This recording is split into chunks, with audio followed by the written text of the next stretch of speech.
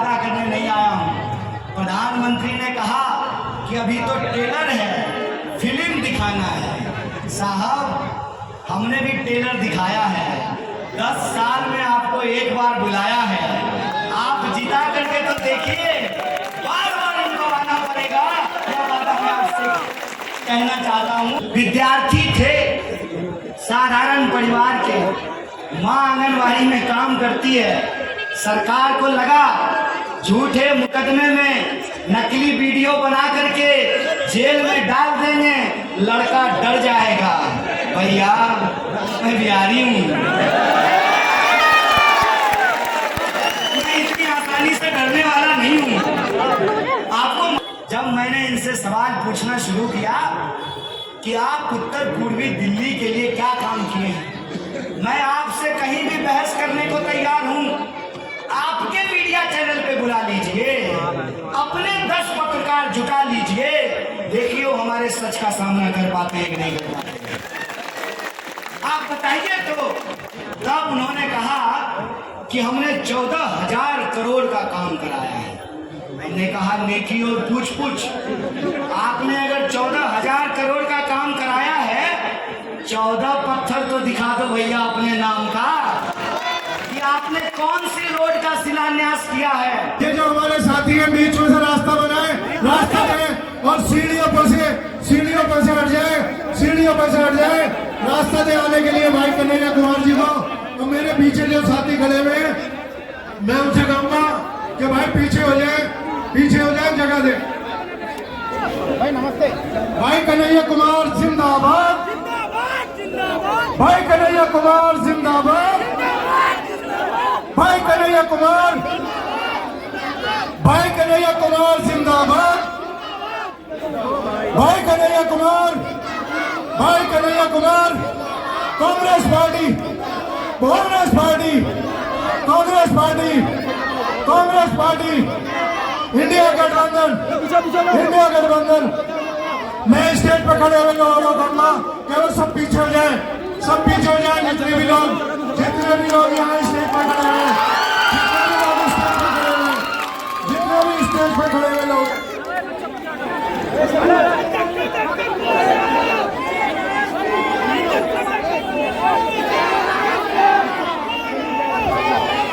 चौधरी मतीन साहब स्टेज पर तशरीफ ले आए, रास्ता दो। चौधरी मतीन साहब स्टेज पर तशरीफ ले आए।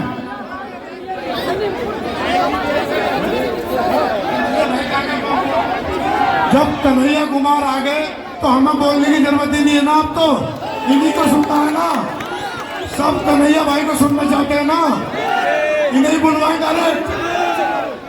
मैं हम बाद में बोल देंगे जीत के बाद, आपकी बात कन्हैया कुमार से बोलेंगे हम।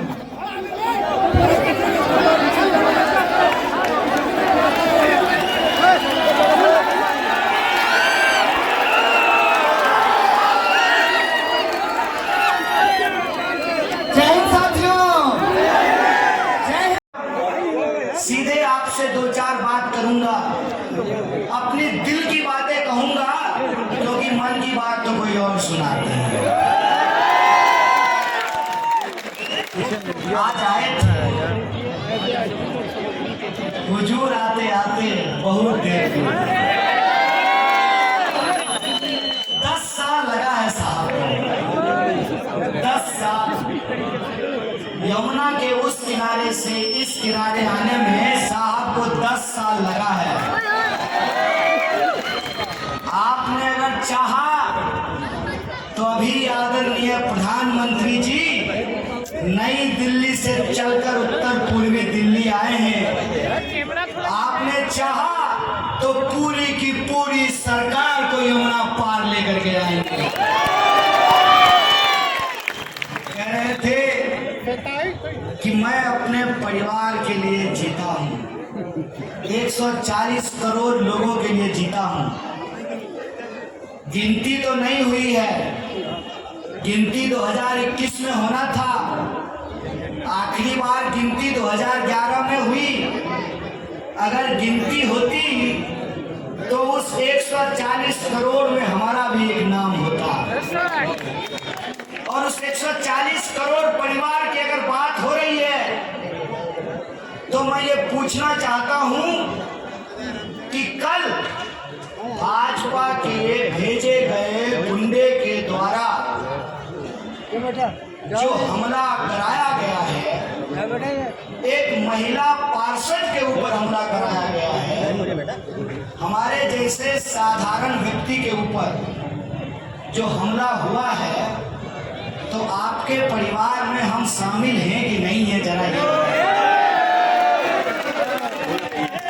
जिन लोगों को कोविड के दौरान ऑक्सीजन नहीं मिला, शमशान में जगह नहीं मिली, अस्पताल में बेड नहीं मिला, उन परिवार के लोग उस 140 करोड़ के परिवार में शामिल हैं कि नहीं है? हर घंटे जो 2 जवानों को हर घंटे मजबूरन आत्महत्या करनी पड़ती है, हर घंटे जो देश के जो किसानों को आत्महत्या करनी पड़ती है, वो किसान और जवान उस 140 करोड़ के परिवार में शामिल हैं कि नहीं है? हर मिनट इस देश की किसी न किसी महिला के साथ जो अत्याचार होता है, 140 करोड़ के परिवार में वो शामिल है कि नहीं है? बिना गुनाह के अपना हक मांगने की सजा के चलते झूठा वीडियो बनाकर, झूठा मुकदमा बनाकर पत्रकारों को, विद्यार्थियों को, लेखकों को, राजनीतिक कार्यकर्ताओं को, सामाजिक कार्यकर्ताओं को जो जेलों में बंद करके रखा गया है, उनका परिवार 140 करोड़ लोगों के परिवार में शामिल है कि नहीं है? हम पूछना चाहते हैं कि पिछले 10 साल में कहाँ तो तय था चिरागा हर एक घर के लिए, कहाँ चिराग मैसर नहीं शहर के लिए। हम जानना चाहते हैं कि पिछले 10 साल में पढ़े लिखे 2 करोड़ नौजवानों की जो नौकरियां छीन ली गई, वो लोग 140 करोड़ के परिवार में शामिल हैं कि नहीं है? हम पूछना चाहते हैं कि बीटेक करके, एमबीए करके, एमए करके, एमएससी करके, पीएचडी करके, बायोडेटा लेकर के नौकरी के लिए दर दर भटकने वाले वो नौजवान 140 करोड़ के परिवार में शामिल है कि नहीं है? हम पूछना चाहते हैं कि जीएसटी की मार झेल रहे ये छोटे दुकानदार, छोटा मोटा बिजनेस करने वाले, धंधा करने वाले, रोजी रोजगार करने वाले वो लोग 140 करोड़ के परिवार में शामिल हैं कि नहीं है? हम पूछना चाहते हैं कि एमपी बनेगा 5 साल के लिए, प्रधानमंत्री बनेंगे 5 साल के लिए, विधायक बनेगा 5 साल के लिए, पार्षद बनेगा 5 साल के लिए, लेकिन जिन नौजवानों के, गरीब के बच्चों को नौकरी मिलती है सेना में, अग्निवीर के चलते जिन नौजवानों का सपना छीन लिया गया, उन अग्निवीरों का परिवार 140 करोड़ के परिवार में शामिल है कि नहीं है? हम पूछना चाहते हैं कि इस देश के भीतर जो साधारण लोग हैं, उत्तर पूर्वी दिल्ली में रहने वाले जो 24 लाख वोटर हैं, जो लाखों नागरिक हैं, वो लोग 140 करोड़ के परिवार में शामिल हैं कि नहीं है? जनाब आए हैं, पधारे हैं श्रीमान। सरकार यमुना के उस किनारे से इस किनारे आई है। हमारा नाम कन्हैया है, बचपन में पढ़ा करते थे, यह कदम का पेड़ अगर माँ होता यमुना तीरे, मैं भी उस पर बैठ कन्हैया बनता धीरे धीरे। चाहते हैं कि 10 साल में ही सही एक बार आए तो सही, 10 साल में ही सही एक बार अपना शकल दिखाए तो सही। हम कहना चाहते हैं जब देर आए तो कम से कम दुरुस्त तो आते। हम पूछना चाहते हैं कि जब आ ही रहे थे तो हेलीकॉप्टर से क्यों आए? जरा यमुना पार करते कश्मीरी गेट के बस अड्डे के सामने वाले फ्लाईओवर से, तब पता चलता कि शाहदरे जाने वाली पुल के नीचे से जब हम मौजपुर की तरफ आते हैं तो इस रोड पे कैसा जाम लगता है कि भजनपुरा जाने वाली जो सड़क है जिसका चौड़ीकरण का वादा किया था इस उत्तर पूर्वी दिल्ली के सांसद, करोड़ों का टर्मिनल बन करके तैयार है, बस और ई रिक्शा कैसे भिड़ता है आमने सामने। आप आते सड़क से तो पता चलता 10 साल पहले आपके सांसद ने जो 2 गांव गोद लिए थे सभापुर में और चौहान बस्ती में, कैसे उस इलाके में नल में पानी नहीं आता, नाली से पानी बहता है कैसे। आप आते सड़क से तो पता चलता कि दूसरे इलाके में रेड का मतलब होता है रुकना। हमारे उत्तर पूर्वी दिल्ली में रेड का मतलब होता है जल्दी जल्दी निकल लो नहीं तो जाम में फंस जाओ। दूसरे इलाके में ट्रैफिक पुलिस को देख करके लोग जल्दी जल्दी सीट बेल्ट लगा लेते हैं। यहाँ तो ट्रैफिक पुलिस वाला भी सीट बेल्ट नहीं चेक करता है, हेलमेट नहीं चेक करता है। यह जो कानून व्यवस्था की हालत है उससे एक बार नजरें 2-4 करते तो सही। मैं कहता हूं आजकल देश में बड़ी बड़ी बातें होती हैं। मैं छोटा इंसान हूं, माँ आंगनबाड़ी की नौकरी करती है, हमारे पास हेलीकॉप्टर हवाई जहाज नहीं है, हवाई चप्पल है, इसलिए मैं छोटी छोटी बातें और मैं लोगों के जीवन से जुड़ी हुई बातें करता हूं। 10 साल में ही सही एक बार आए बताते तो सही इस विकास का किया गया, वह विकास किन गलियों में छुप गया है, गली नंबर 12 में कि गली नंबर 9 में। यह बात मैं आपसे इसलिए कर रहा हूं कि मुझे बड़ी बड़ी बातें करना नहीं आता।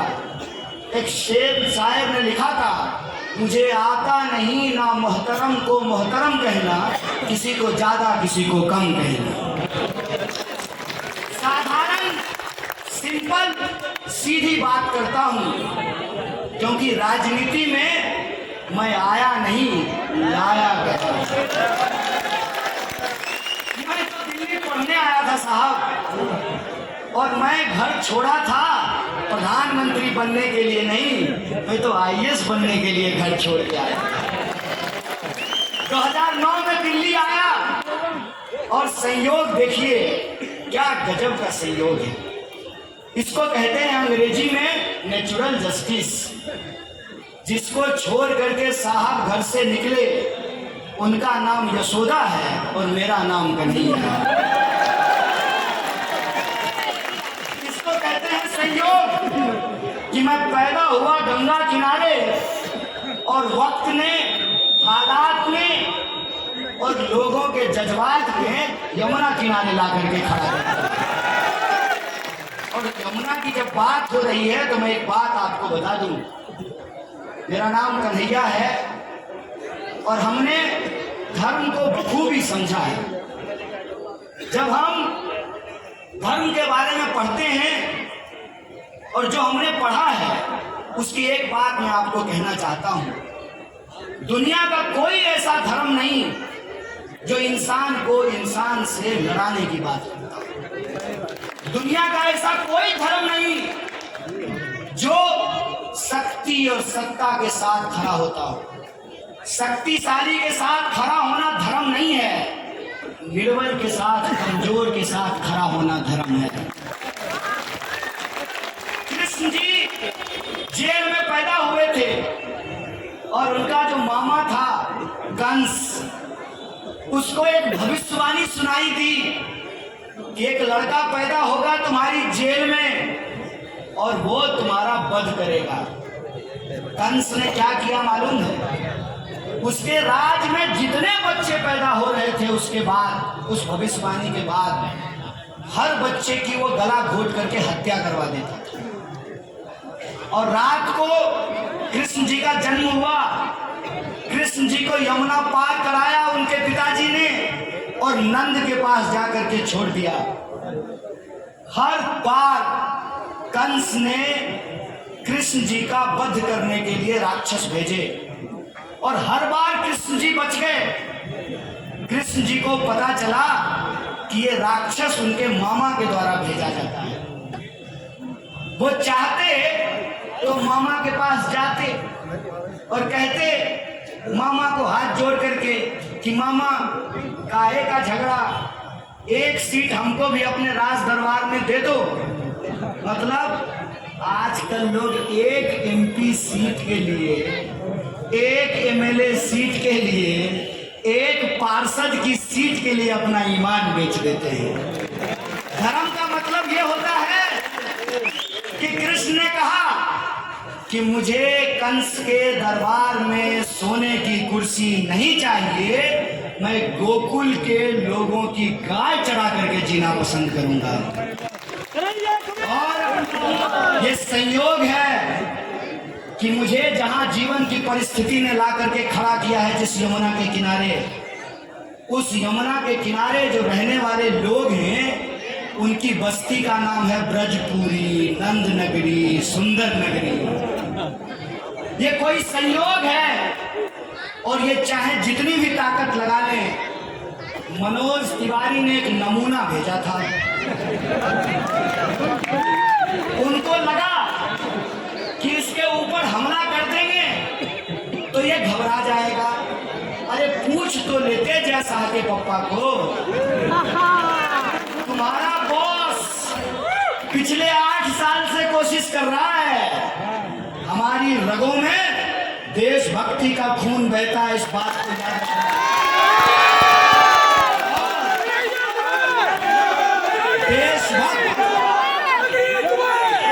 देशभक्त होने का मतलब संविधान की रक्षा करना होता है। हमारे पुरखों ने अंग्रेजों की चापलूसी नहीं की।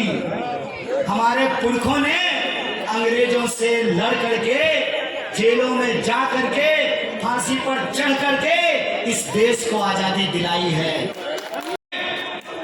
अंग्रेजों के खिलाफ लड़ करके, स्वतंत्रता सेनानी बन करके इस देश को आजादी दिलाई।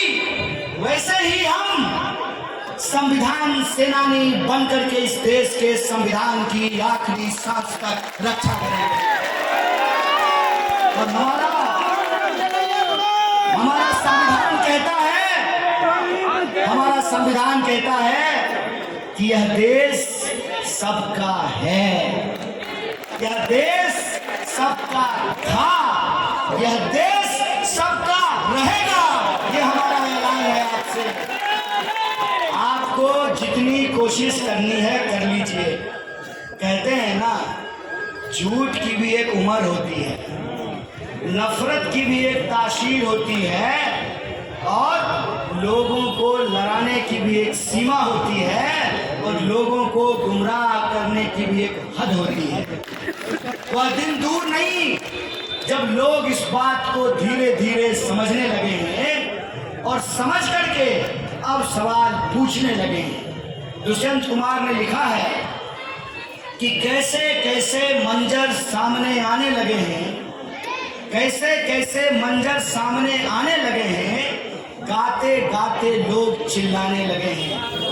अब तो इस तालाब का पानी बदल दो यारो, ये कमल के फूल कुमलाने लगे हैं। लोग यह सवाल पूछने लगे हैं। जब मुझे यहाँ का प्रत्याशी बनाया गया कांग्रेस पार्टी की तरफ से, इंडिया अलायंस की ओर से, जब मुझे प्रत्याशी बनाया गया तो 10 साल के सांसद माननीय मनोज तिवारी जी ने कहा हमारा तो कोई मुकाबला ही नहीं है। भैया, लोकतंत्र है ये। जनता जिस इज्जत से फूल का माला पहना करके कुर्सी पे बिठाती है, जब आप उनके अरमानों को पूरा नहीं करते हैं, उसी बेइज्जती से कान पकड़ करके नीचे उतारते हैं। ये कुर्सी है, ये आती जाती रहती है और ये दिल्ली है। दिल्ली का इतिहास ये है कि जब जब शासक को लगता है, जब जब किसी शहंशाह को लगा कि दिल्ली उनकी बपौती है, दिल्ली उनके हाथ से निकल जाती है। ये जब मैं प्रत्याशी बना तो बहुत आराम से मजे में थे। ज्यों-ज्यों चुनाव बीतता गया, ज्यों-ज्यों चुनाव बीतता गया, त्यों-त्यों इनके चेहरे की सिकन बढ़ती गई। अब तो बौखलाहट ऐसी है कि जगह जगह भाजपा समर्थित लोग खड़ा होकर के विरोध करने का नाटक करते हैं। मैं नाटक इसलिए कह रहा हूं कि पहली किस्त में इन्होंने ये कोशिश करी कि बदनाम करते हैं, नकली वीडियो बनाया, 10 साल 8 साल पुरानी बात। अरे मैं जेल से घूम के आ गया हूं भाई। केजरीवाल जी अभी जेल में गए हैं, इस मामले में मैं सीनियर हूं, उनसे पहले उस जेल से घूम के आ गए। इस सरकार के सबसे पहली किस्त के विक्टिम हैं हम लोग। विद्यार्थी थे, साधारण परिवार के, माँ आंगनबाड़ी में काम करती है। सरकार को लगा झूठे मुकदमे में नकली वीडियो बना करके जेल में डाल देंगे, लड़का डर जाएगा। भैया मैं बिहारी हूँ, मैं इतनी आसानी से डरने वाला नहीं हूँ। आपको मालूम नहीं है हमारा इतिहास। हमारा इतिहास ये है कि सिद्धार्थ चल करके जब बिहार आए तो राजकुमार सिद्धार्थ थे। बिहार की धरती पर आए, बिहार की धरती ने उनको भगवान बुद्ध बना दिया। ये बिहार है भैया, यहाँ पर चल करके थे, बिहार की धरती ने गांधी बनाया, उनको राष्ट्रपिता बनाया। बिहार में एक नौजवान अपनी बीवी से बहुत मोहब्बत करता था। सब लोग छोड़ नहीं भाग जाते हैं, कुछ लोग रिश्ते निभाते भी हैं। एक नौजवान अपनी बीवी से बहुत मोहब्बत करता था। उसकी तबीयत खराब हो गई, अस्पताल का रास्ता दूर, किताब खोल करके नहीं पढ़ता है। इम्तिहान के रात में या इम्तिहान के वक्त परीक्षा हॉल में किताब खोलने वाला दरअसल परीक्षा में चोरी करता है। अच्छा विद्यार्थी साल भर पढ़ाई करता है और आपको तो लोगों ने 2-2 बार मौका दिया। 10 साल के लिए आपको सांसद बनाया। अगर आप 10 काम भी किए होते तो आज आपको गुंडे भेज करके हमारे ऊपर हमला कराने की जरूरत नहीं। आप गिनाओ ना अपना काम, आप बताओ। तो जब मैंने इनसे सवाल पूछना शुरू किया कि आप उत्तर पूर्वी दिल्ली के लिए क्या काम किए हैं, मैं आपसे कहीं भी बहस करने को तैयार हूं। आपके मीडिया चैनल पे बुला लीजिए, अपने 10 पत्रकार जुटा लीजिए, देखिए वो हमारे सच का सामना कर पाते हैं कि नहीं कर पाते। आप बताइए। तो तब उन्होंने कहा कि हमने 14,000 करोड़ का काम कराया है। मैंने कहा नेकी और पूछ आपने अगर 14,000 करोड़ का काम कराया है, 14 पत्थर तो दिखा दो भैया अपने नाम का कि आपने कौन सी रोड का शिलान्यास किया है, कौन से हॉस्पिटल का उद्घाटन किया है, कौन से स्कूल का उद्घाटन किया है। आपने जो वादे किए थे वो वादा मैं आपको याद दिलाता हूं।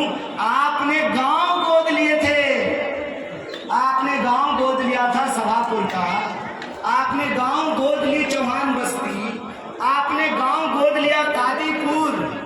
गांव तो वहीं का वहीं है, मीडिया को जरूर गोदी में बिठा दिया।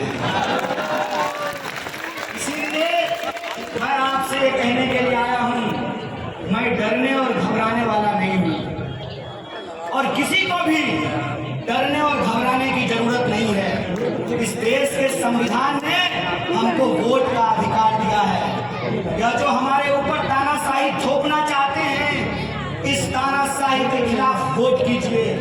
यह जो इस देश के संविधान को समाप्त करना चाहते हैं, उसके खिलाफ वोट कीजिए। यह जो समाज में नफरत फैला रहे हैं, समाज का बंटवारा कर रहे हैं, उसके खिलाफ वोट कीजिए। आप जो बराबर जाम की समस्या से परेशान होते हैं, दुकानदारों का काम धंधा कम हो गया है, महिलाओं की सुरक्षा की गारंटी नहीं है, नौजवानों को रोजगार नहीं मिल रहा है, तो आप अपने पीढ़ी के पक्ष में मतदान कीजिए, आप संविधान की रक्षा के लिए मतदान कीजिए।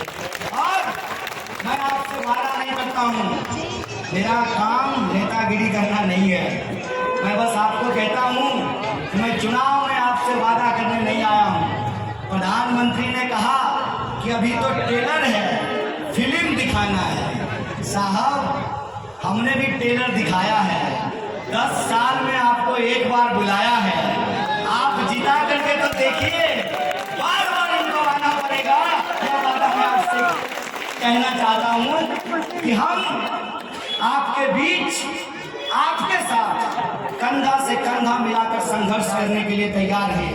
बस आपको ये फैसला लेना है कि आप बदलाव करना चाहते हैं कि नहीं करना चाहते हैं।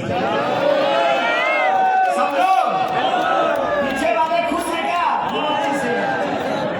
सब लोग बदलाव करना चाहते हैं। एक काम आप लोगों को करना पड़ेगा। हमारे पास धन नहीं है, लड़ने का हौसला और जज्बात है, तो मैं आपसे अपील करना चाहता हूं कि मैं एमपी कैंडिडेट नहीं हूं, आपको एमपी कैंडिडेट बनना पड़ेगा। बोलिए, बनेंगे? किसी का इंतजार नहीं करना है जुबैर भाई, किसी का इंतजार नहीं करना है।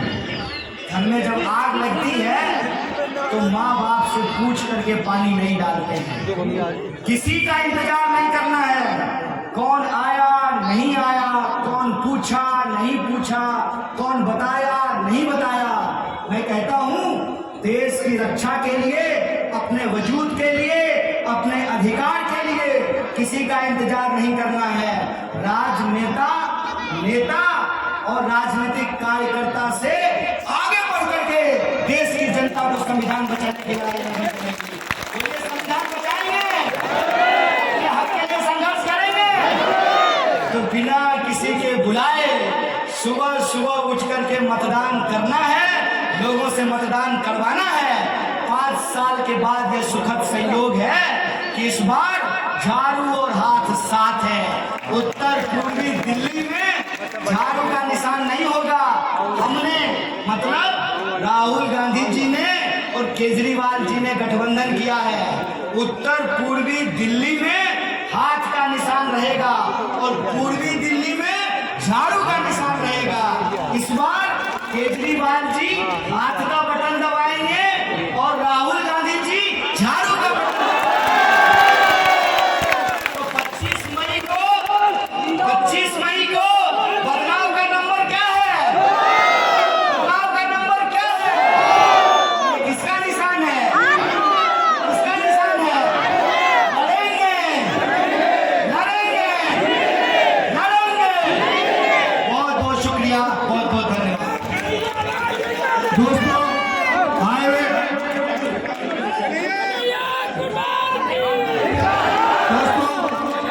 तभी इंडिया का